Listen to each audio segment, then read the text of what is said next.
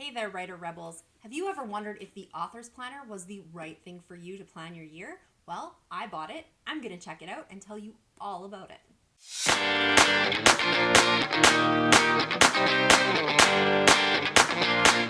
Hey there, everyone. It's me, Scarlett Kol, young adult author of several fantasy, dystopian, and paranormal young adult novels, YouTuber, and storyteller. And I am here today to talk to you about a little product that I bought recently called the 2021 Author Planner by Audrey Hughey. Hopefully I'm saying that correct. If I'm not, Audrey, I'm very, very sorry. However, I have been very interested in this planner for a while and I wanted to check it out, and I figured this would be a great opportunity for anybody else out there who wanted to check out this planner but really wasn't sure if they should. So, how did I find this planner? This planner came to me through a social media course that Audrey was hosting on one of her Facebook groups. It was, I think, a 3 or 7 day social media challenge where she did some videos to help you upgrade your social media and how you were presenting yourself on social media. So I took those classes and she was very engaging. She seemed to know her content, which was really exciting.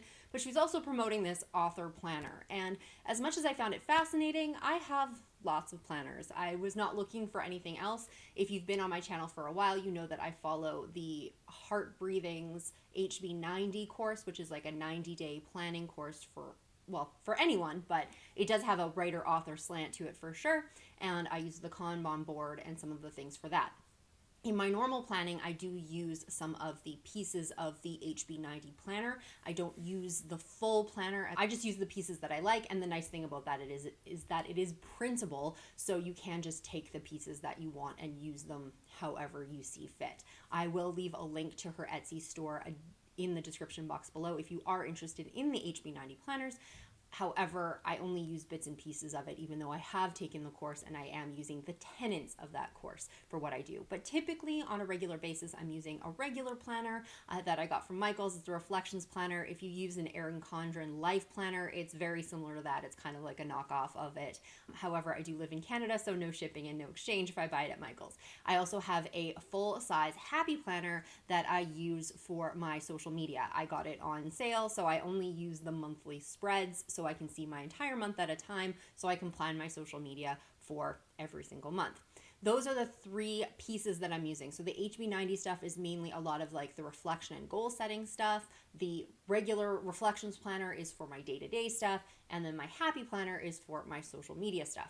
So obviously I did not need another planner, but shortly after that, I heard some authors that I really admire talking about the fact that they use this planner, and not in any sort of hey, you should buy it kind of way, just this is what I personally use and I like it. So I found that very fascinating. And then as I got closer to the end of the year, I ended up getting a coupon code for $10 off. And the planner isn't overly expensive to begin with. It's about $25 US on Amazon, and I believe it's $35 or $39 on Lulu, which I'll talk about the differences in that in a second. But I figured, you know what, I'm going to jump in, I'm going to give it a shot and see what the fuss is about, and worst comes to worst, I can make a video for everyone else to see what this planner is all about. I will tell you up front, I am not associated with Audrey or her company or anything like that, so anything I have to say is completely my own opinion and is not being influenced in any sort of way. So let's get started. But before we dive right in, I am going to remind you that if you are loving this video, make sure you're hitting that thumbs up below to let YouTube know that this is something worth watching. If you are really enjoying my content and would like to see it on a regular basis, while you're down there, you can hit that subscription bar and the notification bell, and it will let you know anytime that I put out a new video. Also, if you are following me here on YouTube, why not follow me on Instagram? My handle is @ScarlettKol. I am also on TikTok, Facebook, and on occasion Twitter. So if you want to check me out outside of YouTube, there are definitely options to do so. All right, so getting into the planner. The first thing I wanted to discuss about the planner is the format. So I ordered my copy from Lulu, and the reason I did that is because the copy that is available at Amazon is a perfect bound. So a perfect bound is something like this that you would see in a novel. It's that solid spine of a book that you would have from Amazon, basically. Any other novel that you would get, except obviously it's going to be a lot thicker, because you're going to see in a second how thick this thing is. The option from Lulu allowed you to have the coil bound, which is something that I really prefer because you can open it up and actually like flip it over, and kind of gives me that like old teacher vibe, if you know what I'm talking about. But it allows you to flip things and leave them open like this. I prefer that to the perfect bound, so I was willing to pay a little bit extra for that because I believe it's $25 on Amazon and then close to $40 on Lulu. So I felt it was definitely worth it for me to go with the coil mount, because if you take a look at this, it is quite a thick planner. It is the full size page kind of thing, so it is a larger planner because it does encompass a lot of different things, which we're going to get into in a minute. My only real complaint with this format, it does have a glossy outside plasticky kind of cover, which is great. So if you do spill something on it or whatever, it's not going to seep through your pages. I don't know what the Amazon version is like. It's probably going to be similar to a novel cover in either matte. I'm assuming it's matte. It might be glossy. But the only complaint that I have is because it is so big and there are so many sections in here, the only thing that I had difficulty with was just being in the sections. And you can see I've got a little bit of washi tape here as I've started making tabs on here. Tabs would totally elevate this planner to a new level, but I understand with the print on demand options that are out there that tabs aren't necessarily something that this author of this planner probably had access to. However, if that ever does get to be an option, I would definitely suggest that she invest in getting some tabs in here to make it easier to navigate. When you're further into the planner and you're going week by week, day by day, it might not be as bad. However, I think that with all of the sections in here and the amount of information that she has, it probably makes more sense to have tabs in there. The next thing I want to discuss in here is how the structure of the planner itself is. And it actually encompasses pretty much any goal setting format that you can imagine, which is really, really great for someone like me who likes to make a lot of goals and a lot of plans. So I'm going to use a lot of sections of this planner. However, if you are one person who's really not into goal setting, really not into setting long-term plans or all of that sort of stuff, there might be a lot of sections that are not going to be worth your while in here. So that's just something to note. She definitely encompasses everything. There is planning and goal setting for the year on its own. So at the beginning, we have a section about what we plan for our year, what are our major goals for the year, and a whole like looking forward section. At the back of the planner, there's also a full section on how did your year go and reflecting on that, your progress, and all of those fantastic things. If you'll notice, I'm not going to be showing you a ton of pages in here because it is a proprietary product. So I do want to respect like her copyright and stuff of that. I will show you some things, but I don't want to show you every single page as, you know, this is a product that she is charging for, and I don't want to interfere with that.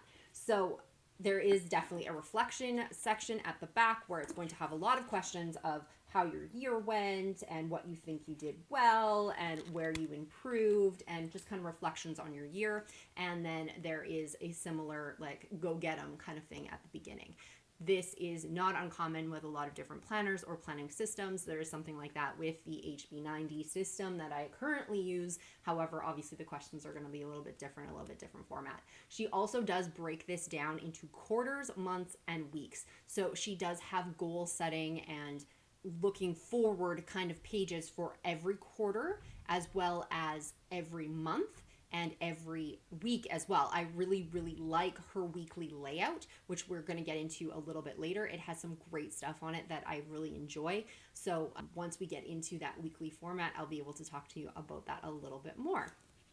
But before we dive into the day-to-day, weekly, monthly, this is how I would use my planner, there are a lot of really great things up front that I really enjoyed in this planner as I was going through it. So as I said, there's a vision and goals and looking forward to 2021 section. I would have liked to have completed this already. However, my copy of this, I said I ordered it Black Friday or that weekend, but for some reason it actually just showed up like the 17th of January. So I know it's probably not the company's fault, as I've had several packages that, you know, had problems with customs or just did not show up when they should have, that were sent like early November. So I'm not going to say anything about the company because I don't really know if it has anything to do with that. But unfortunately, I had already done a lot of this stuff in my own normal format. So I haven't been able to actually go through the visions and goals sections yet and how they compare with, say, an HB90 or something like that. But reading through the questions, they definitely make a lot of sense. She's breaking things down in a great way in terms of what your goals are, what you want to do, and how to lay things out. I do find this planner in particular is very business oriented. So if you are in the business of being an author, she definitely hits the mark on a lot of those things about how to run your business and how to make yourself more successful in a lot of those different areas where other planners that you would just buy off the shelf are not going to address. So when she says this is an author's planner, she definitely means that, which I really, really enjoy. I will talk about some of those things as we go through them, so you'll see some of those things as I highlight them. The next section or sections that she has in this book is basically a repository of information. So it's going to be talking about which manuscripts you have and what you're going to be working on. She has a lot of things in there on breaking your manuscript down of what are you working on, how many pages do you, or like how many words do you think it's going to be, when do you plan to complete it, are you going to complete it this year, and a lot of different questions of setting up your manuscript and keeping track of the manuscripts that are working on. If you're only working on one manuscript a year, obviously you're not going to be working through a lot of pages here, but a lot of authors do release more than one book a year, and maybe it's something you might need to grow into in your career unless you are a slow writer, and that's not something that you're ever going to be doing. So she does have these manuscript pages. They're right up front. I find those really, really helpful. The other thing that she has up front that I absolutely love is shortly after that, she has a story ideas section, and it's not just note pages. It's actually like a section where there's guided questions in terms of your story idea and a place to jot down what your ideas are. There are several of these pages, and I think they're super, super helpful because I'm always coming up with things when I'm writing something else, and I want some place to write it down and get those details in. So this is in those sections with your manuscripts and all that kind of stuff. So it's a great way to collect that information, keep it all in one place, and answer some of those pertinent questions so you can get your brain percolating on those next story ideas, even if it isn't something that you can address in 2021. So I really love those pages, and I think those are great. The other thing she does have, she's got sections for tracking your editors and those kinds of contractors that you're going to use if you were into your self-publishing, but she also has a section for agents and queries. So it doesn't really matter whether you are a traditionally published author, whether you are a straight indie author, or if you happen to be a hybrid author and you do have books that are traditionally published as well as self-publishing things on your own, then you're going to totally be able to maximize this planner. For me, right now, I'm focusing on my self-published stuff, so the agent and query pages aren't going to provide a lot of value for me.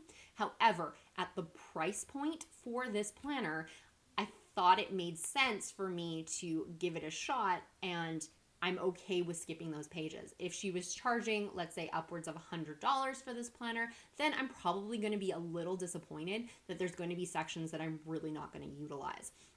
However, to create different versions, an indie version and a traditional version, is probably not going to be worth her time. And there are going to be authors that are going to use both sections depending on what book they're working on. So I really like that aspect of it because that's not something you're going to see in a lot of planners just because, they're not created for writers. I know there's a lot of other writer planners out there, but I do find that a lot of planners that are writer focused aren't going to have those business aspects of what are you going to do after those things are written, or it's going to be totally business and it's not going to be focused on the writing itself. That's what I find is really good about this planner because it doesn't meld those two different things together. However, it also creates for a lot of extra pages that not everyone is going to use. So if this is something that you're a little bit concerned about, or maybe you haven't gotten to that stage in your career yet, this may be way too much planner for you at this point. Some of the other sections included are a reading list, and this will have the reading list of what you've actually read in the year, plus one for a TBR. It's split into business and personal, so you can definitely split up between when you are reviewing craft books versus when you're reading for pleasure. This is a kind of nice to have. I like to have it in my planners and stuff, but it isn't something that I always remember to fill out. So if this is something that's important to you, it'd be super cool, but if not, it might be wasted pages. Some of the other things that are included is there's an income and expense section. So she has a space for every single month where you can list out any income or expenses that you have. I do find these sheets are a little on the smaller side, and essentially it depends on how deep you are into your business. If you're doing a lot of different things, this isn't going to be enough room for you.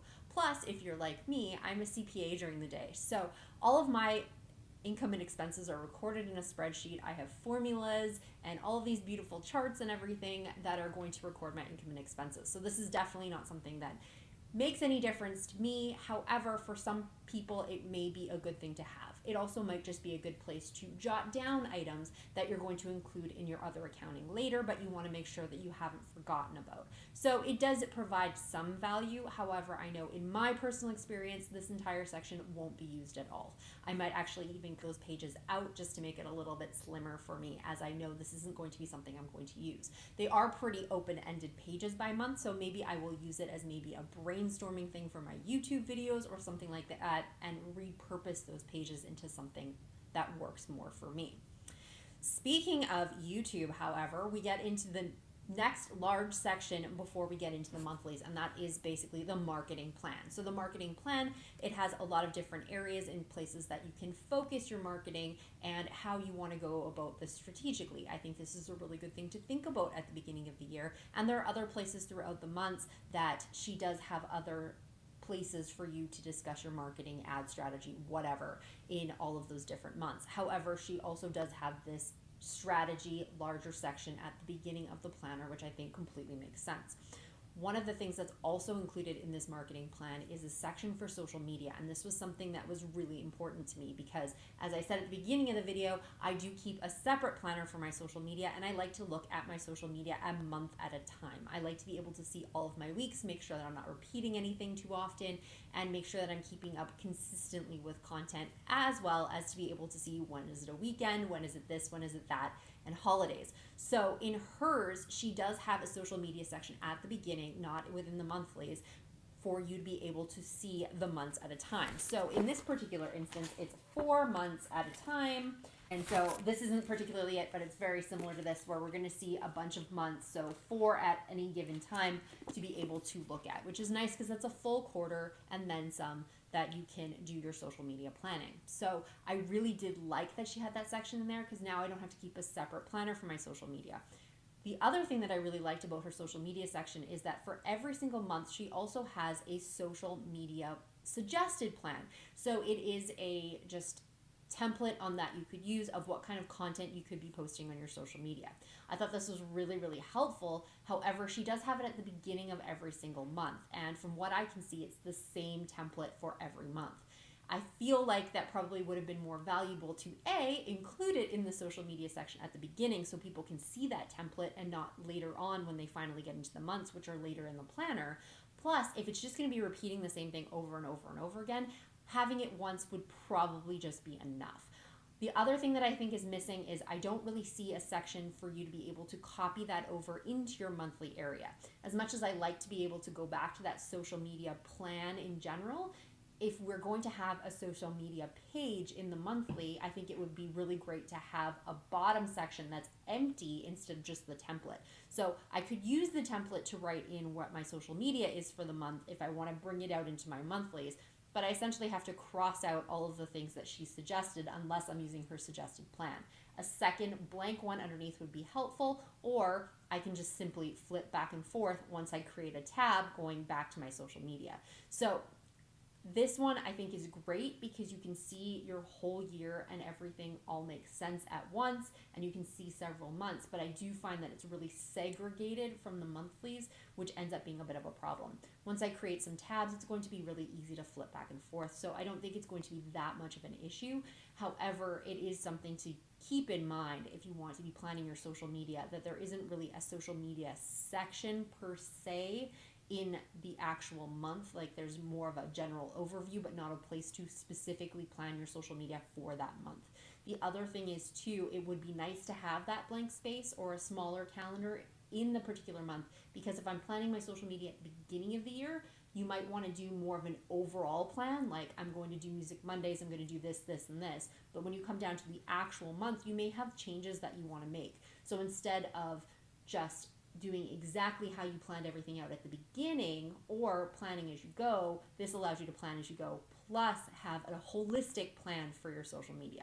So that is one suggestion that I would definitely have if she wanted to upgrade her planner. But the way that it is currently, it allows me to do both my social media and my regular planning in one book, which is definitely improvement over my current system. So just before we jump into the meat of the actual planner, there's also a section for a year looking ahead. So there are all just monthly overviews back to back to back, very similar to that social media section that are empty, that you can kind of plan out your entire year, just high overview right at the beginning, which is kind of cool. However, you may or may not use that if you're using your actual months as you go through the planner. Then obviously we're jumping into our Q1 stuff, our 90-day goals, and just breaking that stuff down. And then we're going to move into our actual months and weeks. So when we're looking at the months, we do have like monthly reflections and questions and all of that great stuff if you are very plan or goal oriented. But then we have a really great dashboard for every month, which I kind of like. So before we get into the monthly section, like the actual monthly overview of like January, we have a section that's going to be like, okay, what are our sales goals for this month? What are our social media goals for this month? Do we have any advertising that we have going on? What are our priorities, breaking into major projects and stuff like that? Also, they have a section for your newsletter if that's something that you're doing, and talks more about social media. So I really like that, the way that it's broken down, because I do plan out my months and my quarters, and I'm looking at goals kind of more holistically. She's breaking it down into actual sections in terms of, okay, so here's your general goals, but what are your sales goals? And what are you doing to advertise? And what are you doing for all of these different things? It's giving you that prompt to remember to think about the various aspects of your business. If you are not there business-wise, this is going to be too much for you. But if you are, or at least you're going to be using some of it, this is a great way to organize that stuff up front. Then we are going to go into our actual month overview. It's pretty basic, so I don't feel any issue showing it. So it's just going to be your regular month, and then it's going to have just kind of your weekly focus on the side. So that's not anything super crazy, and normally in any other planner that I have, there's usually like dot grid or something on the side where I'm either writing in a weekly focus or things to remember anyway. So this is pretty standard for what I would normally use for an overview. A lot of these things you're going to notice, they're pretty plain. I think that's just really to keep it accessible to anybody. Like obviously we don't want to be overly feminine if we're trying to hit a male audience. We don't want to be overly masculine if you're trying to hit a feminine audience. So keeping it plain is probably the safest way to go. However, some color would probably be nice, but is a nice to have and not a necessary, absolutely. So, and then we go into our weekly. So we do have a weekly dashboard that is broken out Monday to Sunday, and that is a little bit different for me. I'm typically used to going like Sunday to Saturday in a planner as opposed to Monday to Sunday, but this one is set up Monday to Sunday. So that'll be a little bit of a different thing for my brain. I don't know the planners that you're used to using, so that might take a little bit of getting used to.